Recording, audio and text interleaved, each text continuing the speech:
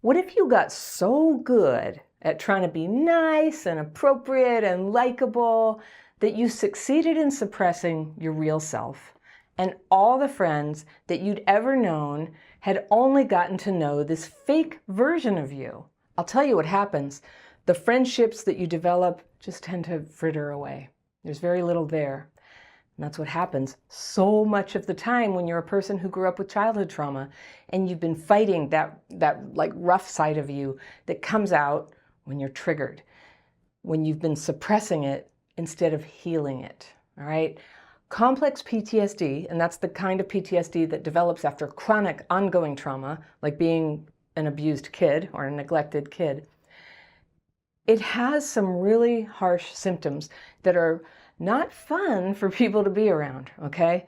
And if you're watching this because you had trauma, I know that you know exactly what I'm talking about. It's not your fault you were traumatized, but now you may have this harsh side that comes out and gets too angry or too needy or falls too much in love, or you get too jealous, or you're just, I don't know, too traumatized to be accepted by other people. That really can happen. And you may have been living in fear that they would see that part of you.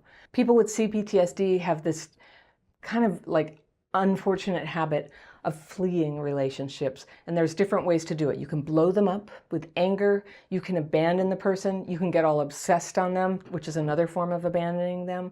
Or with this sort of covert avoidance strategy of trying to be nice, being so nice, like how could they ever leave? And that's how a good number of us end up alone and completely baffled why we keep losing friends and partners when we've actually been so nice, all right? I have a letter today from someone I'll call Carla. She says, "Dear Fairy, I am so humiliated. I keep thinking I've made connections only to be ghosted over and over again, and it's breaking my heart. I'm a heterosexual woman, 63 years old, and I meet a potential friend thinking that I'm making a friend, making a connection. Maybe it goes over months, maybe even years. These are people who I sincerely like, who I want to be friends with, and I consciously measure my behavior so that I am not always talking about my pain or trauma. I'm giving them space to come forward, and I can retreat without putting pressure on them. I feel like I'm finally making friends when this happens. I don't hear from them for a while. I give them space, and then I find out after months that they've been living the life. They've been going out, having fun, meeting new people, getting into relationships, and so on, while I've been at home alone being concerned for them because I haven't heard from them. And then it hits me. I've been ghosted. They've been around. They just haven't wanted to be with me or even check in. And I'm hurt and mortified that I've been concerned for them while I've been living a lonely, solitary life. And I sincerely have no idea what happened." I'm going to keep reading, but I'm going to circle the word concerned for them. Okay. Case in point, I was working with a group of young women. We'd regularly go out for lunch, taking whoever's car. I was so happy to finally be part of a team. And then my car broke down. It took exactly a week to realize that without my car, I was nothing. They would go off for lunch without me, no invitations. How could I have gone for a couple of years without realizing none of them even liked me? That's the part that's so mortifying. I'm too stupid to live. I'm going to circle that too, Carla. That's a terrible thing to say. We'll come back to that. Okay. And it's not even about dating men because I so rarely do. And I'd like to be in a relationship, but baby steps, I guess. It's about making friends, having a best friend, one of my most cherished dreams. At 63 and still trying to establish friendships, I'm effing disconsolate. Fairy, I can't help thinking something must be desperately wrong with me to be this age and still trying to make friends, realizing I've been living a total crap fit life. Crap fit, for anyone who doesn't know, is a word in my videos for when we fit ourselves to crappy situations. Finding the crappy childhood fairy has been one of the best blessings of my life. Finally, someone gets me after decades of seeking help. I've started the daily practice, which I love, and have signed up for the Healing Childhood PTSD course. My question is, how do I manage these heartbreaks in the meantime? How do I develop some sort of confidence when all my connecting isn't connecting? How do I even begin to date under these conditions? What little self-esteem I had is being systematically eroded, and it's all I can do not to just close my heart and never try to make connections again. I think we know the feeling. If it weren't for the crumbs, I would have nothing. Oh, I'm going to circle that too. I hope you can provide some words of comfort or advice, not tough love, because I'm already crushed. Thank you, and thank you for all you do. You've given me hope. Carla. Okay, no tough love here for you, Carla, today. Just love, all right? Just love for you. You have childhood PTSD, and what you're describing is what so many of us have struggled with. And I started out this video talking about the phenomenon of fake friends. These friendships tend to develop when we had the idea that we had to totally suppress our real selves, like you did here, where you were saying you were so good. You measure your behavior. You don't talk about your pain or trauma. And I agree, that's good. But you're also saying, I give them space to come forward and I retreat so that they don't have pressure. That's all really good. But when I look at your whole letter, I just see a woman whose heart is completely good, who wants something totally normal, who's trying to squish herself into something that people like. And you know what the big thing I circled here was? And this is a clue. And I don't know if this is going on in the big picture for you, but your case in point is I was working with a group of young women. All right, you're 63. All right, I'm close to your age, so there's no shame in being 63, but you know who the good friends for a 63-year-old are other people who are roughly in that age category. All right, I have a lot of friends of all ages, but like close friends, they're not going to be a group of young women. You know what the group of young women are doing? They're doing something totally different. And if you can remember being a young woman, you liked people. You think they never even liked you. I bet they did like you. They had lunch with you. But they're a group of young women with young woman concerns and young woman relatedness. And of course, they're going to gravitate towards hanging out as a group and not even think to invite someone who's a generation older. That's not anything terrible. It's really important to just sort of go, you know what, this is not, you didn't do anything wrong here. You didn't do anything wrong except for be somebody who's totally open-minded about age, all right? And I kind of relate to that. I meet people and I like them, and then gradually as I know them, I find out they're like 30 years younger than me, and like it never occurred to me we were like different generations. And likewise for people who are much older than me, like it just, I don't even think about it. I just kind of like people. And but I'll tell you what, when I was young, I was very acutely aware of age. And I had that thing that young people have where you think older people don't really get it or they don't understand. And so you may have been looking for friendship in the wrong place.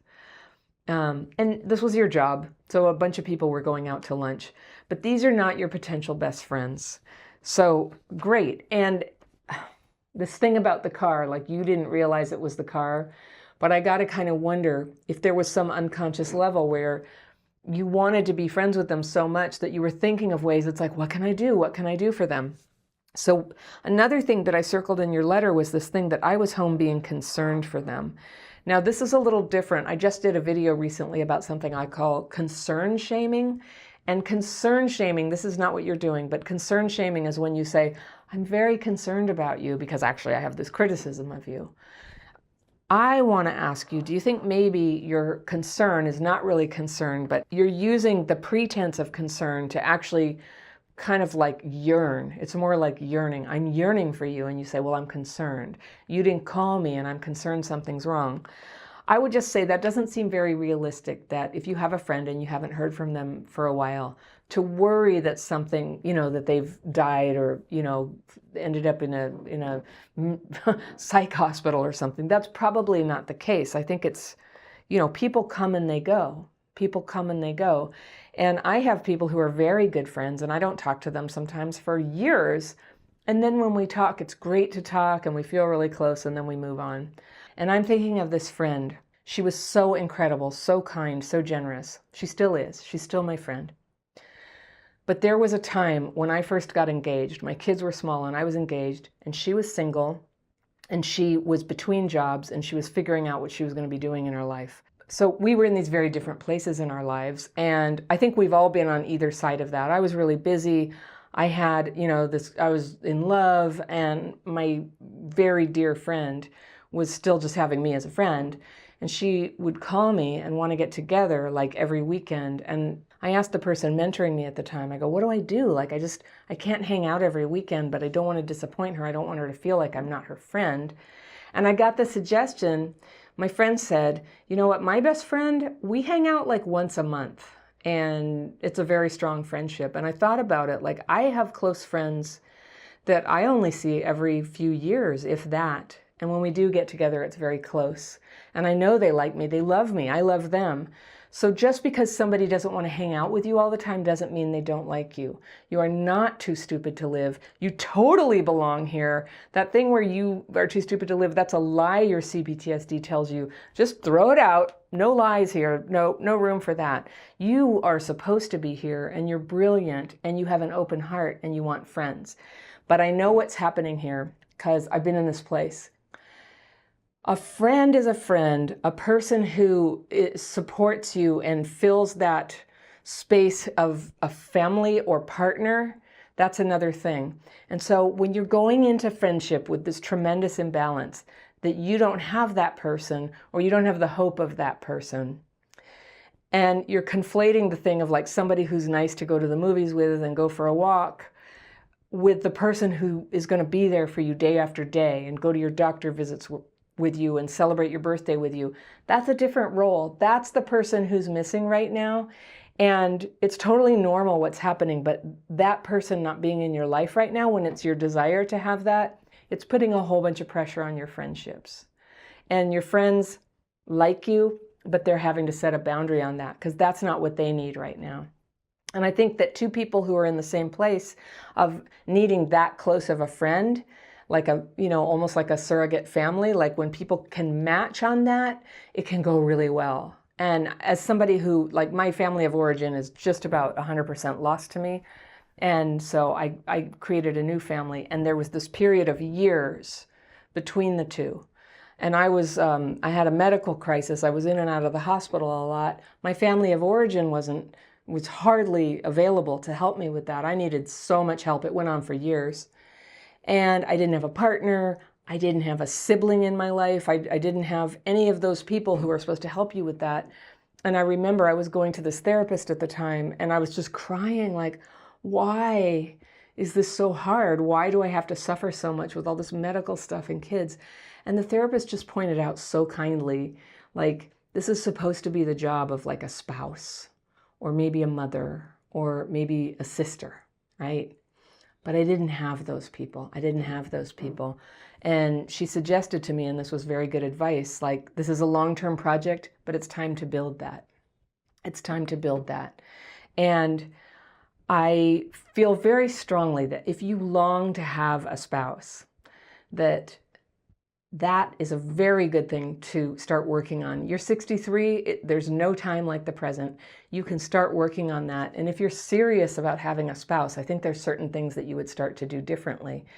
Honestly, people with childhood PTSD so often don't let them own that desire. So they put some little short-sighted thing, like you saying you want to date. And I get that. Dating is the first step. But I just encourage you, like, go ahead and expand that and just say, I would like to have my spouse. I would like to be married.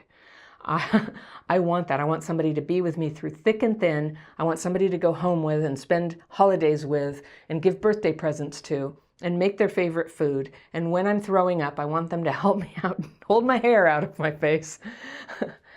I want a spouse. And let yourself want that. Just let yourself want that. It's a beautiful and good thing to want, and it's not impossible.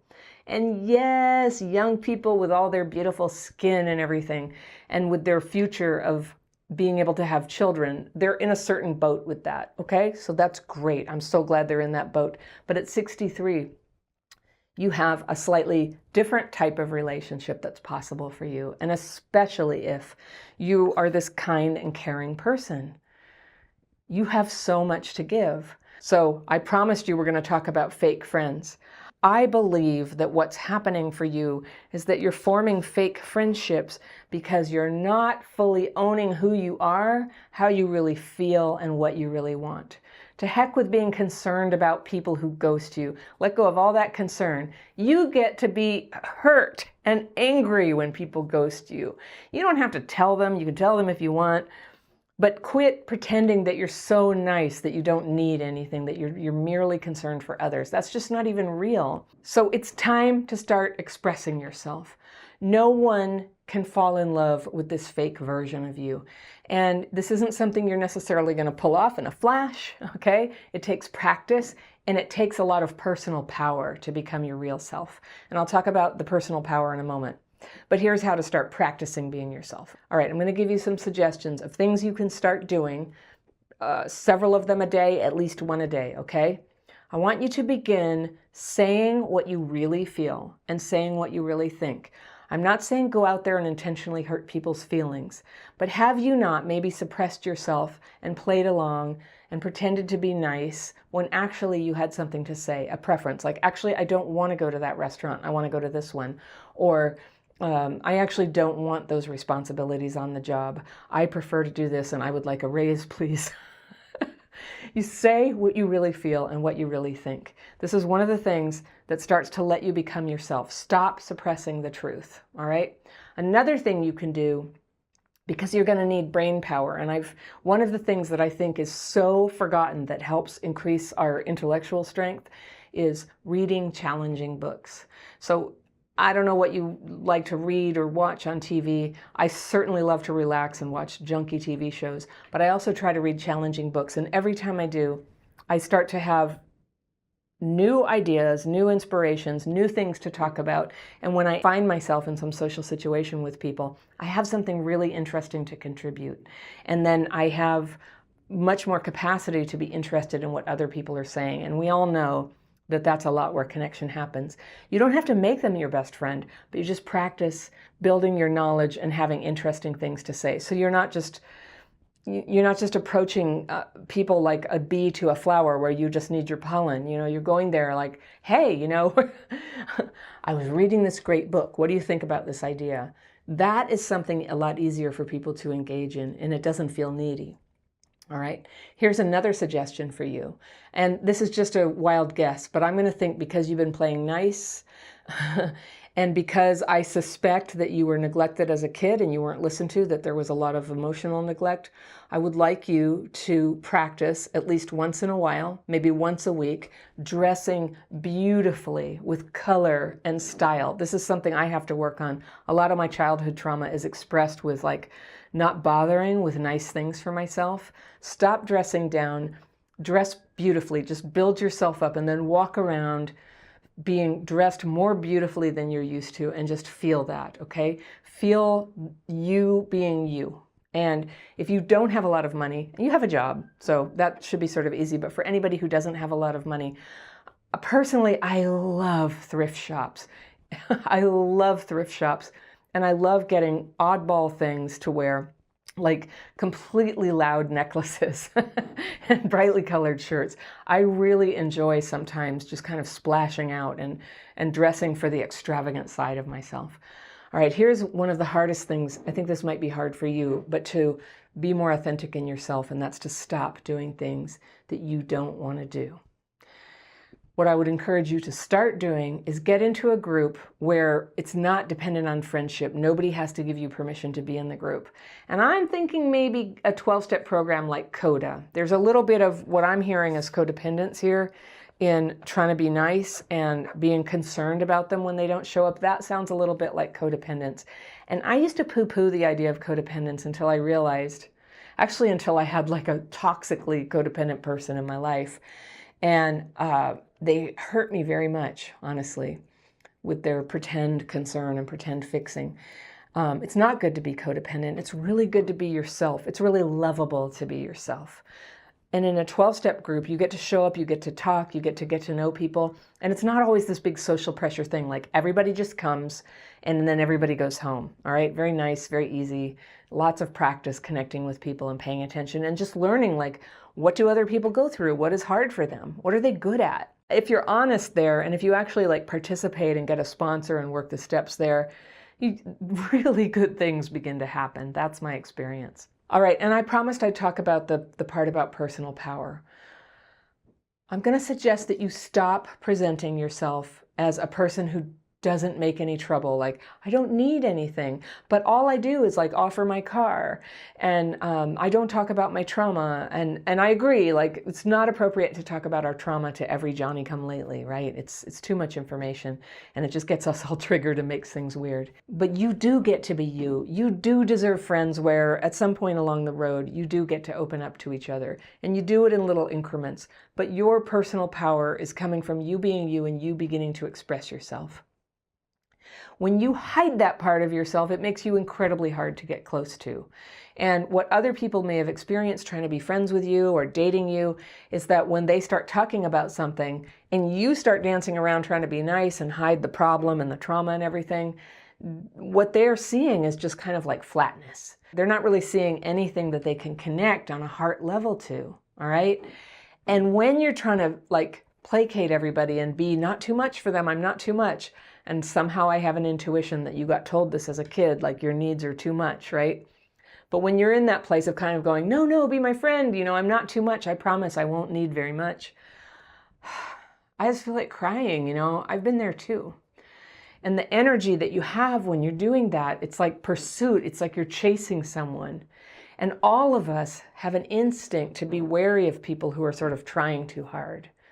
That's why we don't like door-to-door salespeople and things. You know, we just, like, we're wary about that, that sort of like pushing in of people.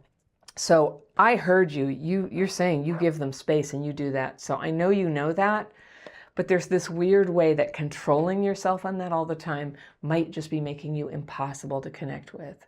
So you didn't specify what it is that you're suppressing from other people, what you think that they can't accept about you. And I don't know, the likely culprits for people with CPTSD is anger.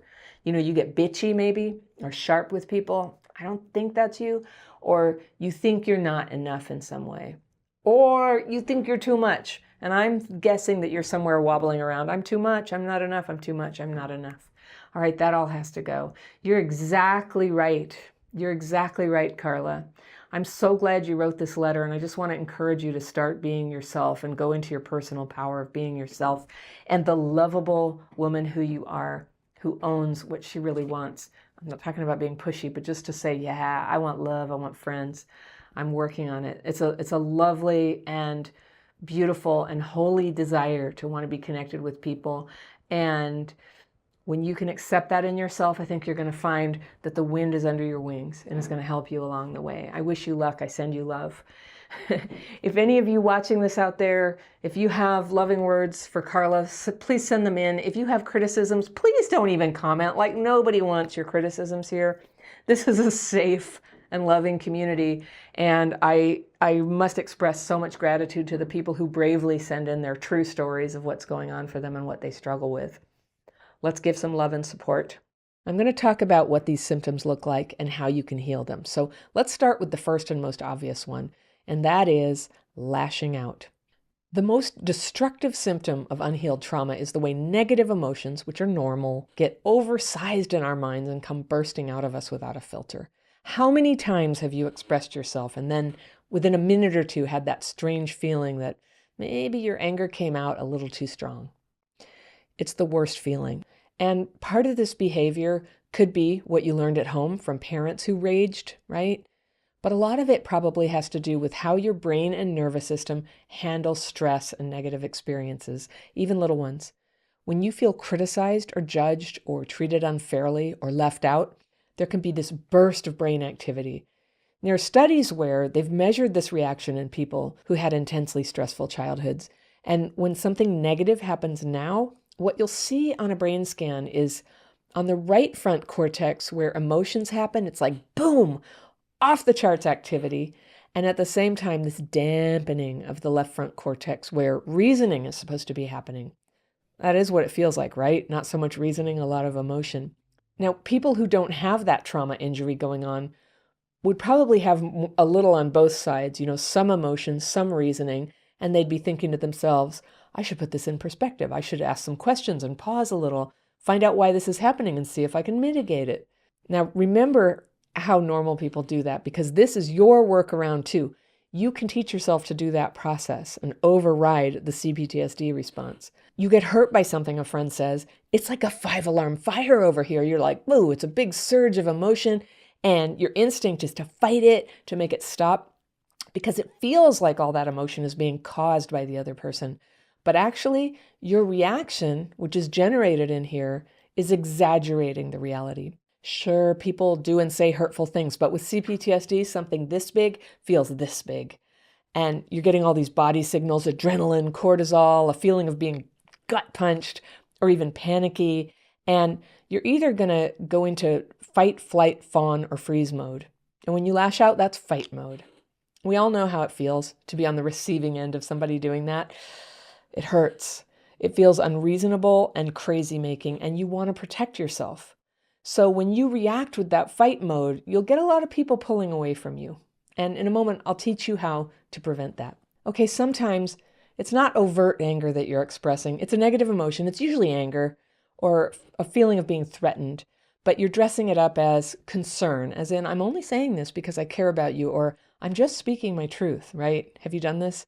You say things that you think are just true or caring or clarifying statements, but your words are loaded. They're full of little prickles. And it's because even though CPTSD stops you from seeing this in the moment, your words are full of hurt. And it's hurt directed at the other person. And what is it? It's the same criticism, judgment, feeling of unfairness that sets off your triggers. So before you even know what you're doing, your brain is like, you hurt me, I'll hurt you right back. And your CPTSD brain thinks it's protected you, but it's totally messing everything up. You actually need friends, and CPTSD is sabotaging that. Another way negative emotions come in and wreck your friendships is you abandon people. This is that same thing where your CPTSD brain is trying to protect you, and this time by shutting people out, not speaking, not responding to them, giving them the cold shoulder, all because the reaction in here is more than you can handle. And it feels like they did it to you. And maybe partly they did, but CPTSD is characterized by that intense emotional reaction to things that's out of proportion to what's going on. And I know a bunch of you are going to say, but so-and-so is a narcissist and they were abusive to me. But I'm not talking about them. I'm talking about friendships, people that you want in your life. So if you're feeling a little too much emptiness where your friends are supposed to be, this could be one of the reasons, right? All right, sometimes your anger or defensiveness isn't directed at the person in front of you. It's directed at someone else, and you're having a lot of drama about it. And if your CPTSD isn't healed yet, you can be a bit helpless in keeping drama out of your life or staying calm about just regular ups and downs that are in all lives. So having been there, I'd say having drama feels a lot like living in a house where there are no doors and windows, and all this cold air and wind is always getting in. And there's strangers sleeping on the couch, and there's whole rooms piled up with problems. And when that's happening, you can hardly think of anything else. It's all you can talk about. There's no doors. I'm freezing. There's somebody on the sofa. And we all know what it feels like to be around someone who's overwhelmed by their own drama. You can't help them. You can't reach them. And they're usually way too loaded up with their own stuff to care about you or anybody. The thing to remember is that drama is a natural byproduct when a person is out there living life, which is good. But thanks to being raised, maybe in a dysfunctional family, maybe not having such good red flag detector skills, drama gets in. So when you're going through drama, how are you going to not talk about it or have bad days? It happens. And this can be healed. But just for the record, some of the people who have left your life, even though you wanted them to stay, may be left because there was too much drama. The people who might stick around when drama's running high in your life are usually other traumatized people who are maybe attracted to drama or have so much of their own, they're not worried about what's going on with you. Either way, it's not a good dynamic. Okay, here's a different kind of symptom that pushes friends away, and it's when you have too many rules for other people about what they can and can't say and do when they're around you. Now, there is such a thing as boundaries, like please don't give alcohol to my teenager, or don't touch this wound on my leg. Those are boundaries. But if you're someone who gets triggered easily into CPTSD symptoms, and I don't think you'd be watching this if you were not, it would be better if you could stay untriggered, because in that regulated state of being untriggered, you can have your boundaries and allow other people to be their wonderful selves. That's what everybody wants, including you. So what can you do to contain your CPTSD symptoms while your healing is still in progress and still open up your life to better and better friendships? The first and best thing you can do is to learn to calm your triggers from inside rather than trying to make other people protect you from getting triggered. It's not your fault that you have CPTSD, but it's not their fault either. The power to change things is actually here in your own brain and emotions and thinking. This is the only place where change is possible, even if it's not instant or easy. You absolutely have the power in any moment, any interaction, to pause and soften down and listen and be attentive to what's going on so that your negative emotions can kind of go over here and your friends' feelings can be safe over here. If there's something you need to communicate or express anger about or set a boundary around, it can usually wait a minute or two. And that little cushion of time between trigger and reaction is your friend. Doing this also helps to keep your focus on the values and behaviors that you're trying to hold for yourself or grow into. Now, maybe it's kindness, maybe it's a more accepting attitude, maybe it's encouragement for other people. And that little bit of time can also allow you to realize that you want to step away. Like when other people badmouth others or rant as a way to just be social. Not participating in that is a value too. And no, you don't have to criticize them or judge them on the way out the door. They get to be them. You get to be you, even if being you means not having them in your life. Now, having CPTSD can mean that on some days or for an hour here and there, you might get very stuck in your negative emotions and thinking. It happens all the time. There's a time to talk with friends about it, but there's a way that the intensity of CPTSD can make you talk a little too much about it, too intensely. Good friends need your time and attention too, so force yourself, if you have to give them the floor sometimes, maybe half the time. What you can do with those negative emotions is funnel them out of your mind and onto paper. And I don't mean journaling, which maybe that's been helpful to you in the past, but the techniques that I used and how I recovered from CPTSD are different. And I teach them in a free course where you can learn the writing and the meditation technique that go together to clear that negativity out so that you can be more yourself. As always, I put a link to that below in the description section. I think it's under every video I ever make. When you do have criticisms of other people, you don't have to speak all of them, and you don't have to flee either. You can ask yourself, when you have the urge to criticize, is it really necessary? Usually it's not. You don't have to say, I'm not going to your fundraiser because I think the organization is stupid and I don't like the people there. It might be true, but you can just say, oh, thank you for the invitation. I'm not able to come to that, but good luck with that. You can actually do that.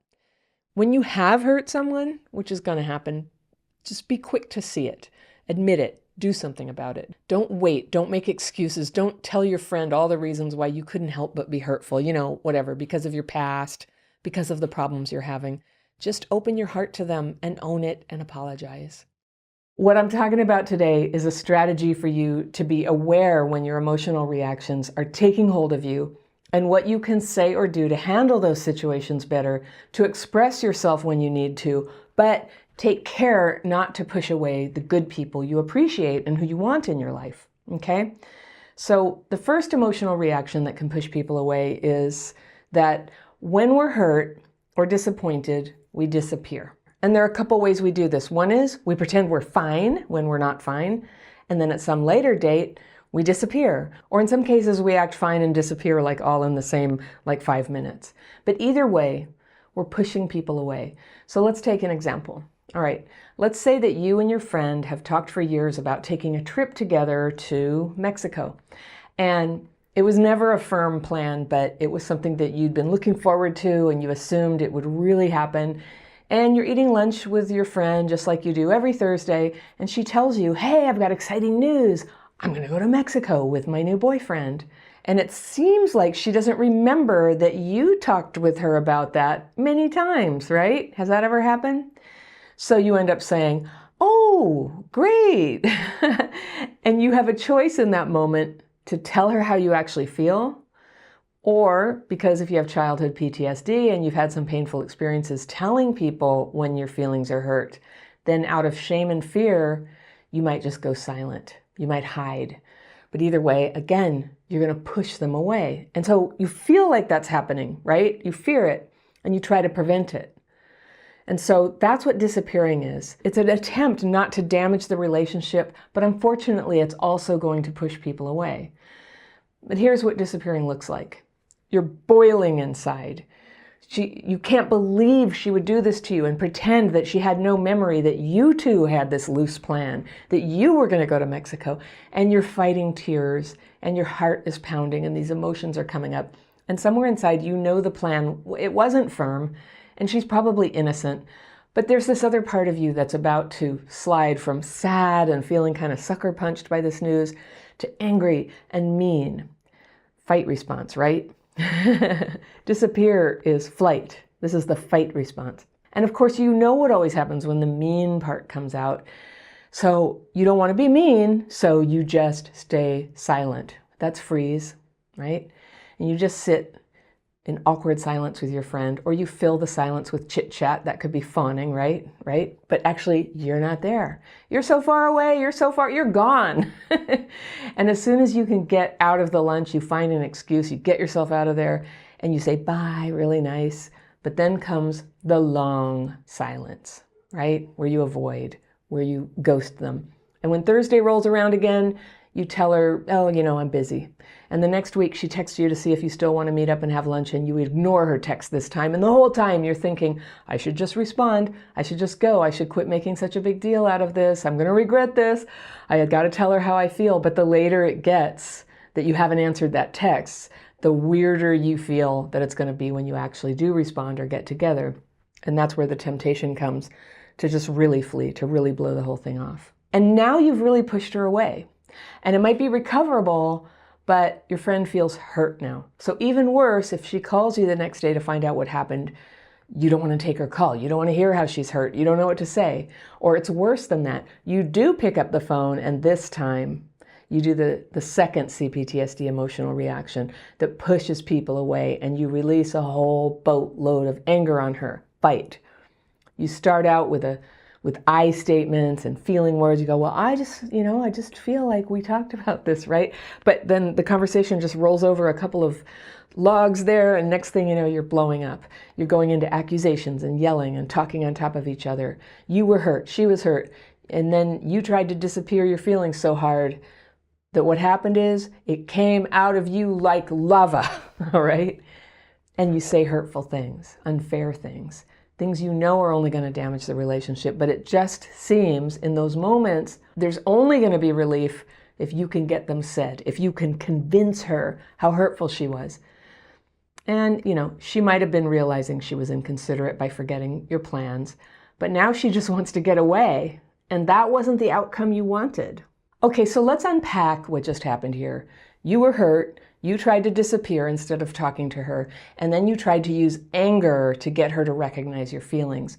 But all you've got now is someone who wants to put up a wall against you. And she definitely doesn't want to take that trip with you now, right?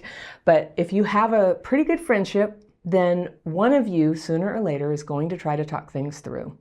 And it might even be you who starts it, which I would give you a gold star for. If you're still in the emotional reaction of it, then when you get together for lunch again, even if you start out with kind words and taking responsibility, you're going to end up doing the third thing that pushes friends away.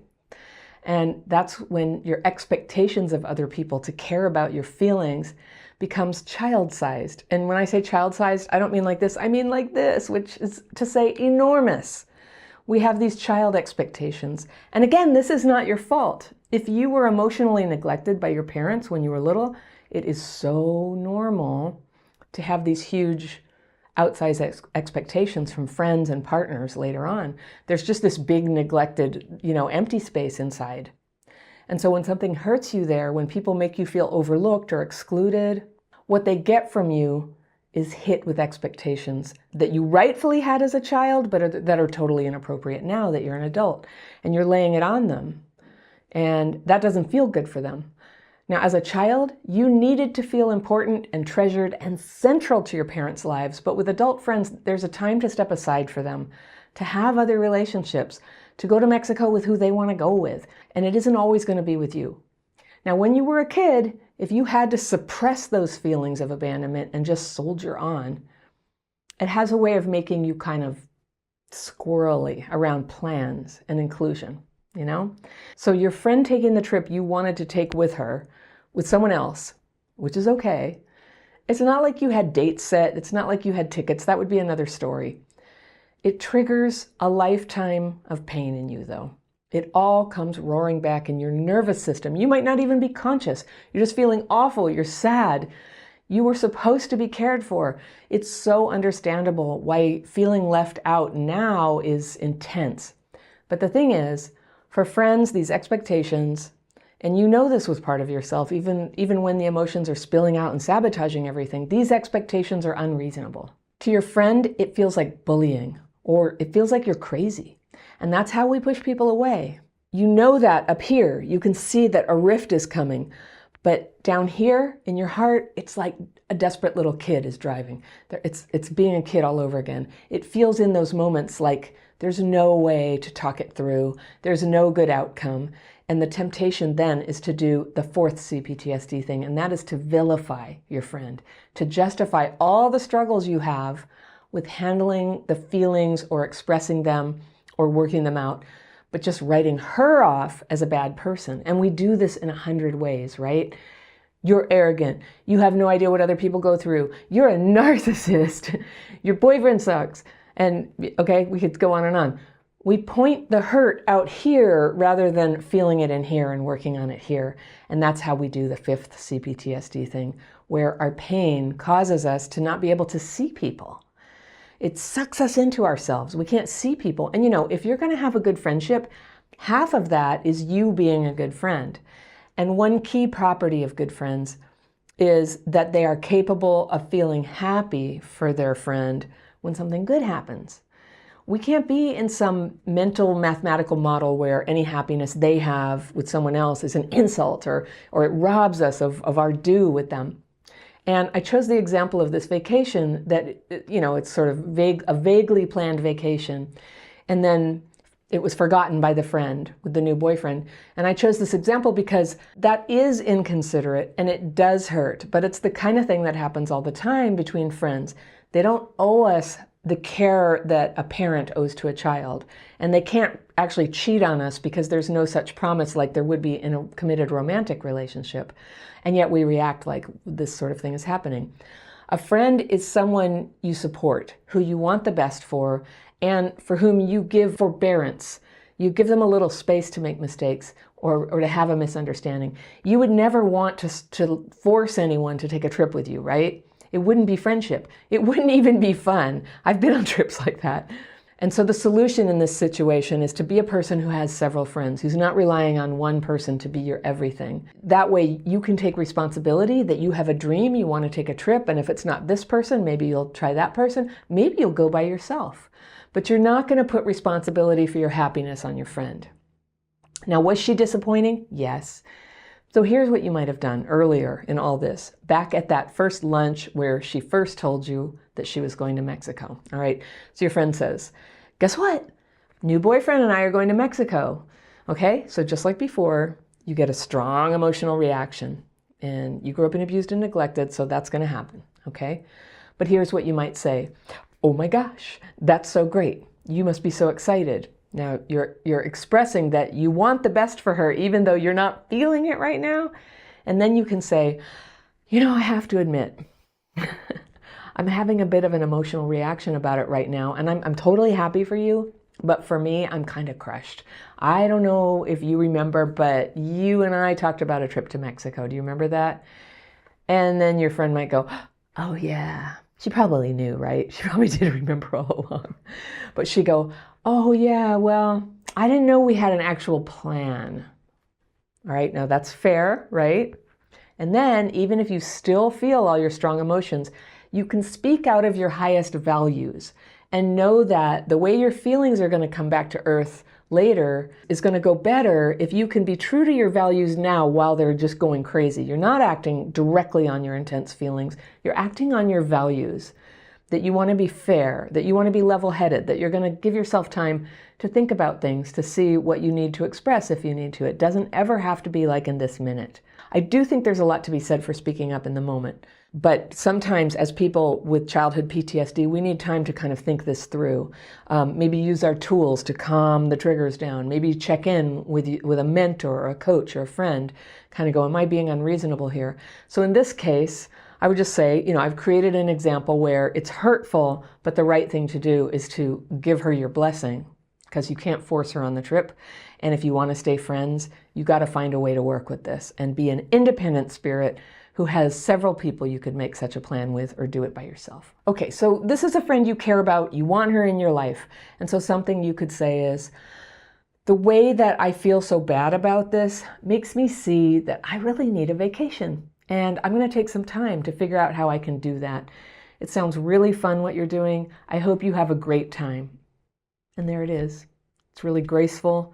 You've been honest. You haven't suppressed your feelings. You haven't squished it down and tried to, obliterate yourself in order to be accepted by somebody. You've said how you feel. You've also been gracious and loving. Hi, Anna. I have CPTSD from a very neglectful and abusive childhood, then an abusive 25-year marriage, then an abusive boyfriend for 5 years. I am single now and not looking. Woot, woot. I've done a lot of work on healing myself over the last 2 years. So proud of you, Tina. I feel that I have come really far, but I have a lot of healing to do. We all do. I practice daily writing and grounding in my garden, along with other relaxation methods. Good. And I want to finally have a safe, happy life and hopefully marriage one day. Good goal. I have 2 really close friends that I've known for decades. We initially bonded over our similar childhood experiences and how many strong, positive traits we have in common. They've been there for me during the most difficult times in my adult life. One friend seems stuck in fight mode. Everything is a fight with her. Now, Tina's referring to the fight or flight response, or fight, flight, or freeze response, or now, thanks to Pete Walker, there's a 4th response named and defined, and that's fawn. Fight, flight, freeze, fawn. These are nervous system reactions to stressful situations, and they're set off by the brain and the autonomic nervous system. And so when let's say you almost get hit by a car, your body will go, and you'll run out of the way, right? And your heart will be pounding and cortisol will be going, and all of that was designed to help you. Well, with childhood trauma, sometimes we get stuck in trauma reactions just about little things where actually we don't need to run out of the way. And another form it can take is the fight response. So let's say a predator comes up, a lion jumps on you and you have to fight the lion. Well, we get that response also from abuse. And then we can end up having an involuntary fight reaction when we're just having a conversation at the supermarket. And that's a lot of what is difficult about handling untreated complex PTSD from abuse and neglect in childhood. The freeze response is when somebody kind of spaces out or can't really, just get stuck in the same spot and doesn't know what to say or how to react to a threat. The fawn response is when a person tries suddenly to be a great people pleaser. It's like, oh, don't be mad, don't be mad. We try to placate and calm them. And most of us cycle around to all 4 of those responses: fight, flight, freeze, or fawn. And we often favor one of them. You might have one that's the dominant one in you. So in Tina's letter, she's describing a friend who's stuck in fight mode. Everything is a fight with her. She argues with cashiers at the store. She flies off the handle in huge, disproportionate ways over the smallest slight from strangers. Her kids will say or do something wrong, and she will hurricane. I've never heard that word, but I love it, to hurricane, a verb. I get it. I don't even need an explanation. She will hurricane, lecturing and making them give these overly complicated apologies to everyone, even people who were not present or involved in the, quote, offense. She fights with people on the internet and every neighbor she's ever had. Her childhood and marriage were horrifically violent. She acknowledges that she has CPTSD, but she says it's too much to face the healing work. I'm almost never the recipient of her storming, but it stresses me out to see her doing it to others. Yeah, I'd feel the same way. I've come to recognize that my go-to PTSD response is fawning. And we talked about what fawning is, right? People pleasing. So, Tina writes, when my friend gets like this, I find myself trying to soothe the situation or create some distraction to stop her over-the-top response. I feel great fear. My other friend, she says, is stuck in flight. Flight response. A fact she readily states about herself. She and I like to watch her videos together and discuss them. She was violently, physically, and sexually assaulted from toddlerhood, then abandoned and homeless by age 12. Oh my gosh. She admits she has CPTSD too. Okay, well, I'm so sorry. But periodically, she just abandons our decades-old friendship with no warning and no explanation. Often it happens after we have just shared a wonderful day together. She also does this to her mom, sister, and adult kids. So that's what she means by flight. She just evacuates the relationship periodically. She will not answer my calls and replies with short texts only, saying how much she misses our friendship, but she stays cold and distant. It is so hurtful and at times leaves me in the lurch when we have agreed to do something or work together on projects.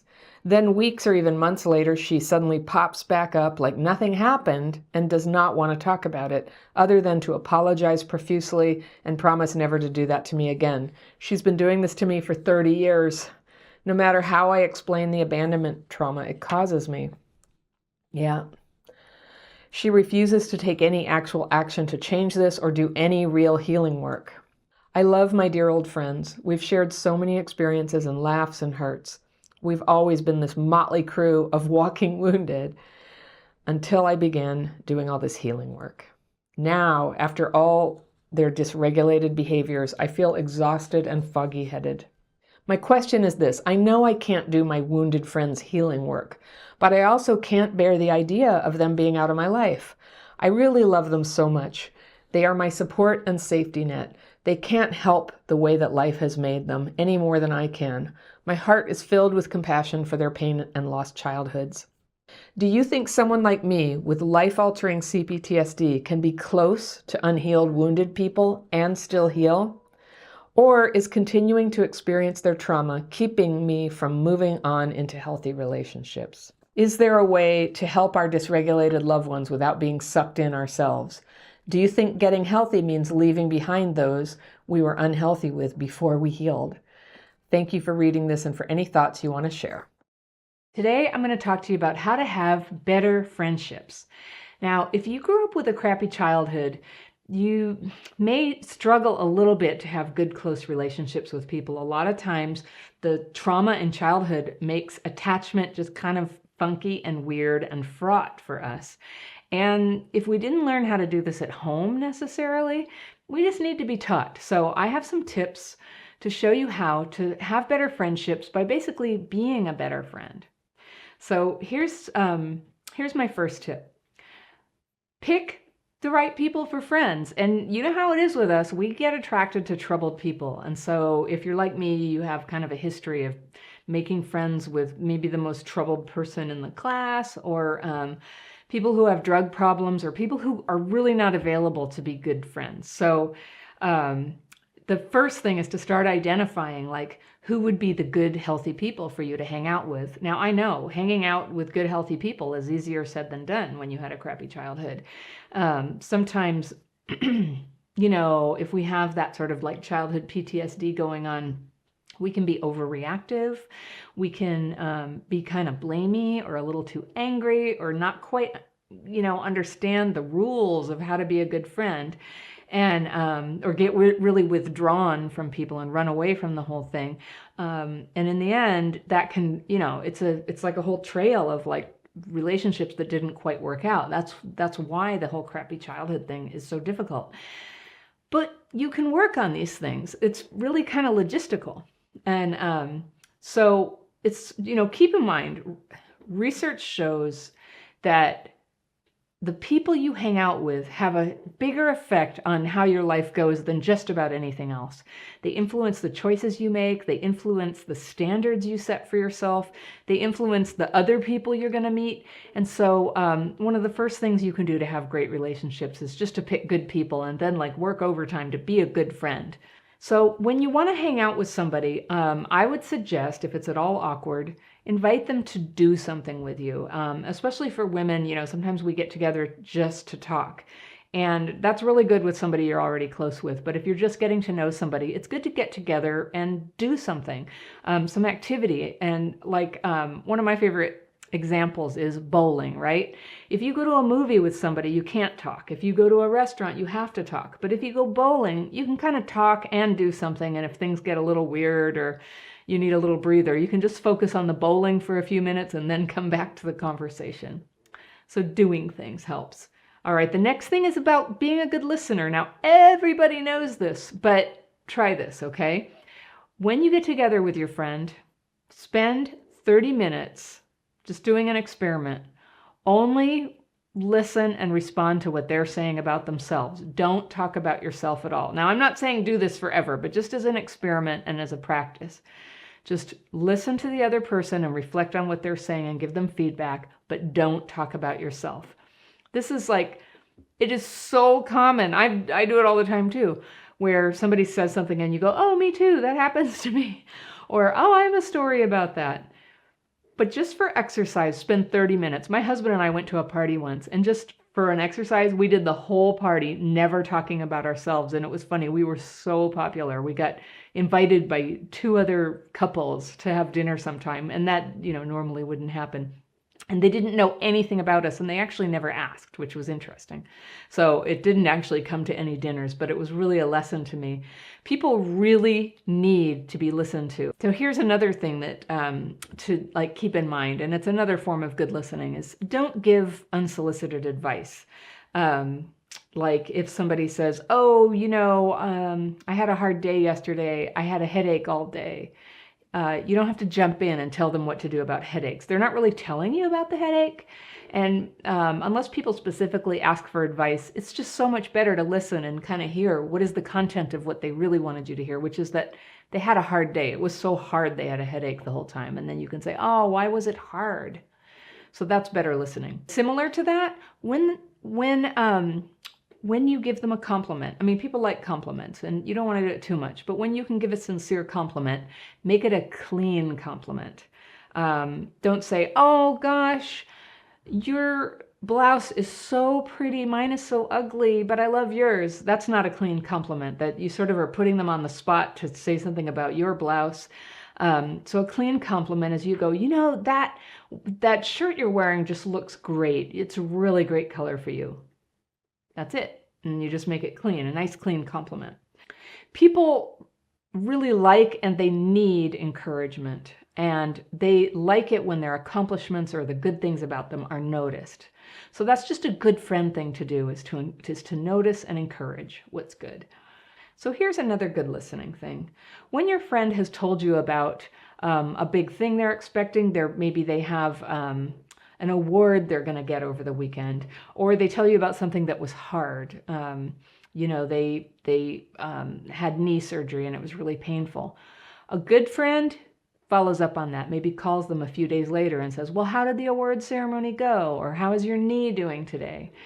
And if you think about it, the people who do that for you, those are the people who you end up closest with. That is like showing up for people and actually paying attention, not just in the moment in the conversation, but over time. That's what a good friend does. And if you want to have a friend, you got to be a friend. And if you want to have a good friend, you got to be a good friend.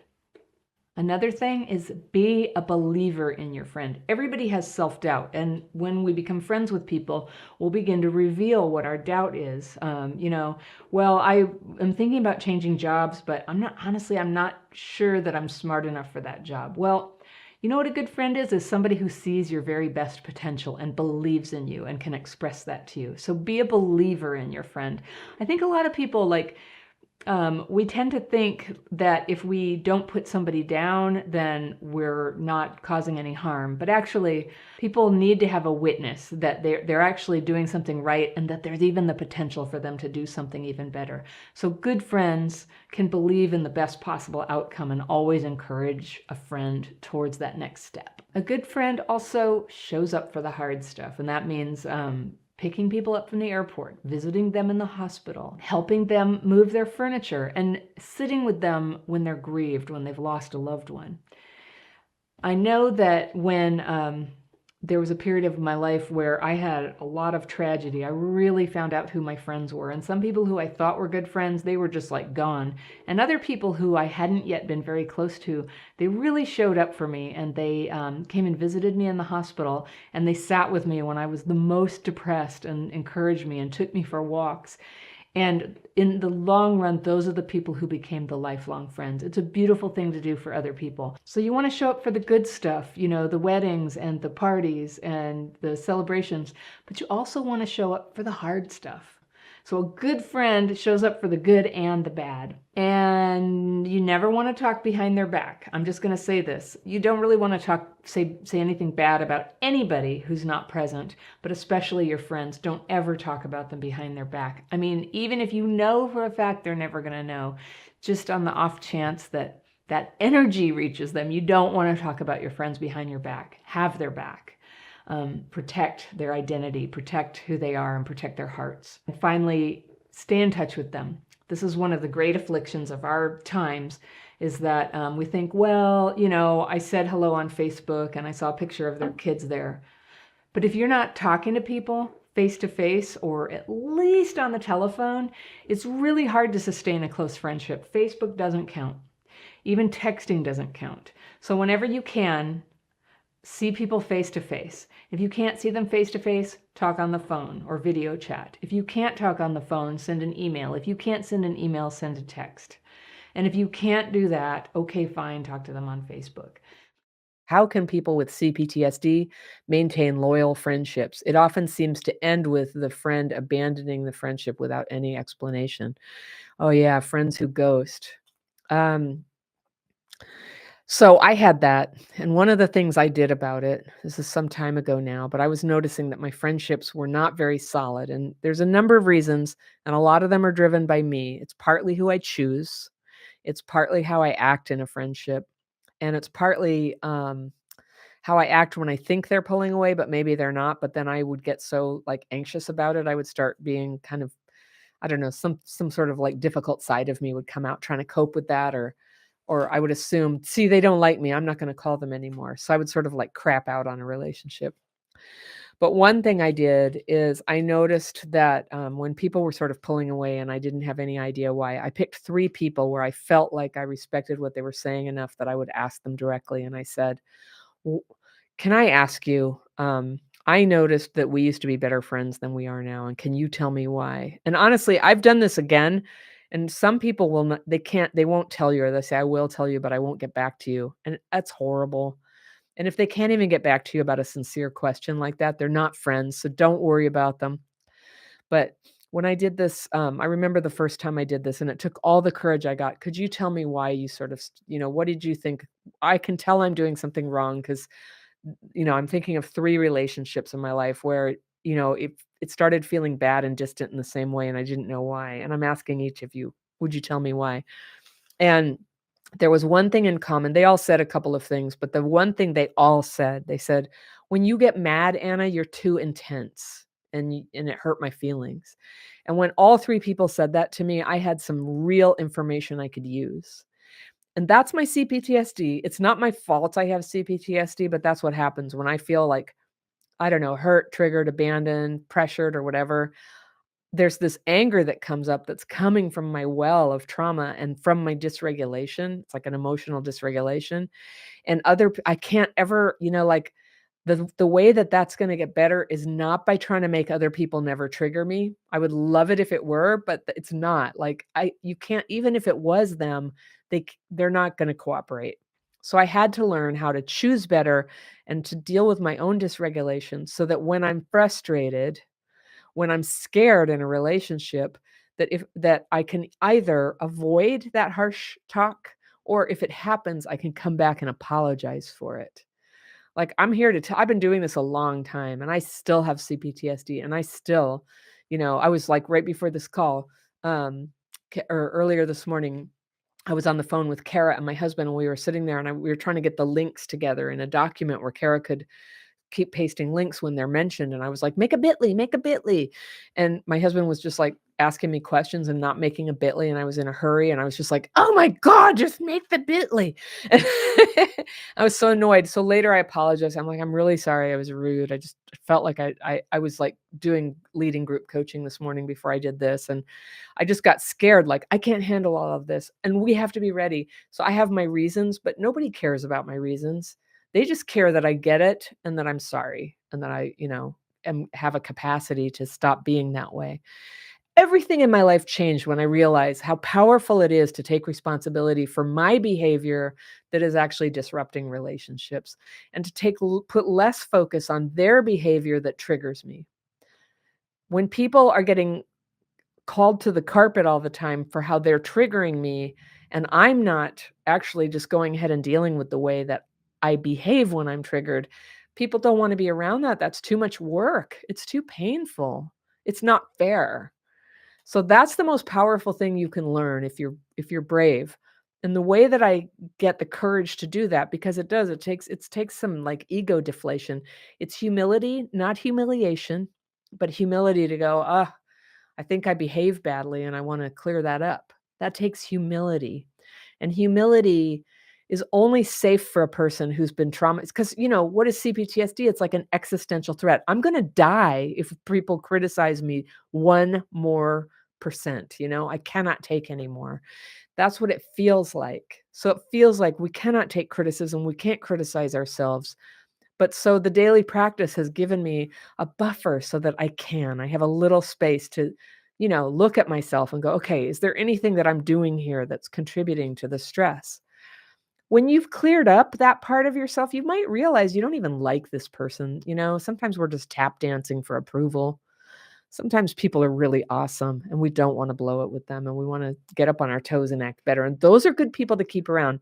If you find yourself not trying to people please, but you have a genuine desire to try to step up in your life and become a good person, a better person than you've ever been before, that's a good sign. That's a good sign that the relationship is worthwhile and quality for you. Anything that helps you like step up like that, that's a good thing to have in your life.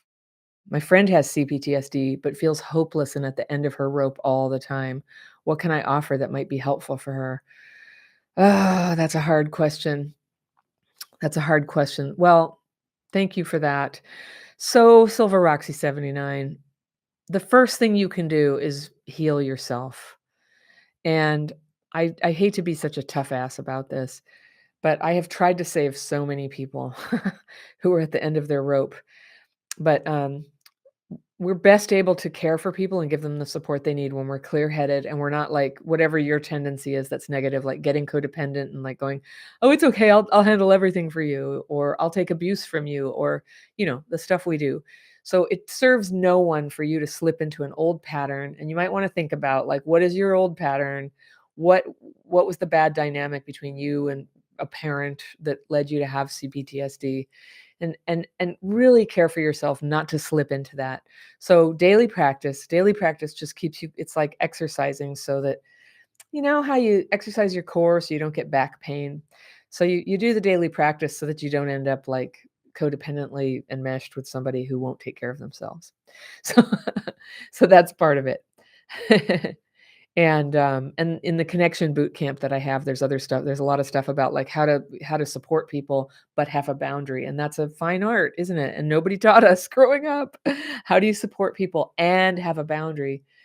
And so I get letters from people who are often like, and this often happens in romantic relationships where we get so invested that somebody should change and they go, they were going to therapy, but then they quit and, what do I do? And it's like, there's nothing you can do. Like adults get to decide yes or no on whether they go to therapy.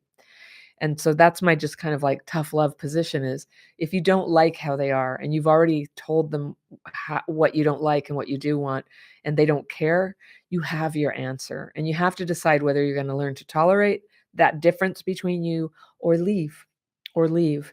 And see, that's the thing when you have CPTSD. It's like, well, leaving just can't be an option. My abandonment stuff will come up and it will consume me.